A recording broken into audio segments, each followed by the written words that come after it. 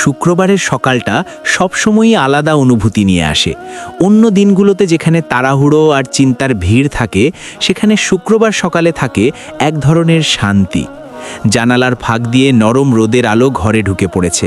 পাখিদের ডাক আর যেন আরও মধুর, বাতাসে ভেসে আছে স্নিগ্ধতা। রাহুল ঘুম থেকে উঠল ভোরেই। স্কুল নেই, পড়ার চাপ নেই, তবুও শরীরের ভেতরের অভ্যেস তাকে দেরি করে ঘুমোতে দিল না। বিছানা ছেড়ে উঠে সে জানালার পাশে দাঁড়ালো। দূরে মসজিদের মাইক থেকে ভেসে আসা ফজরের আজান তার মনটা আরও শান্ত করে দিল। সে গভীরভাবে নিঃশ্বাস নিল।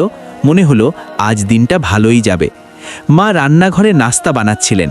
ঘরে ভাজা রুটির গন্ধ ছড়িয়ে পড়েছে। রাহুল মাকে বলল, মা, আজ আমি একটু বাইরে যাব।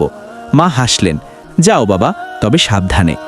রাহুল বারান্দায় বেরিয়ে দেখল পাশের বাড়ির দাদু গাছগুলোতে পানি দিচ্ছেন।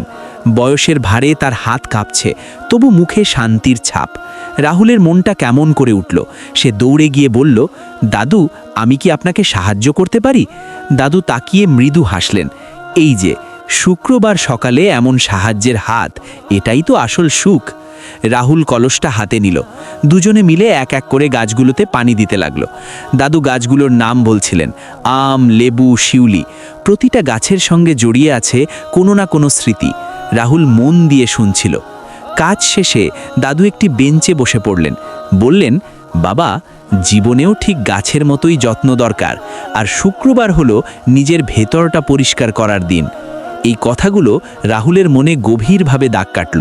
সে বুঝতে পারল শুক্রবার শুধু ছুটির দিন নয়, এটা নিজেকে একটু ভালো মানুষ বানানোর সুযোগ। ঘরে ফিরে সে মাকে সব কথা বলল। মা স্নেহ ভরে মাথায় হাত রেখে বললেন, যে সকাল ভালো কাজে শুরু হয় সেই দিন কখনো খারাপ হয় না। রাহুল জানালার পাশে বসে আকাশের দিকে তাকালো। রোদ আরও উজ্জ্বল হয়েছে।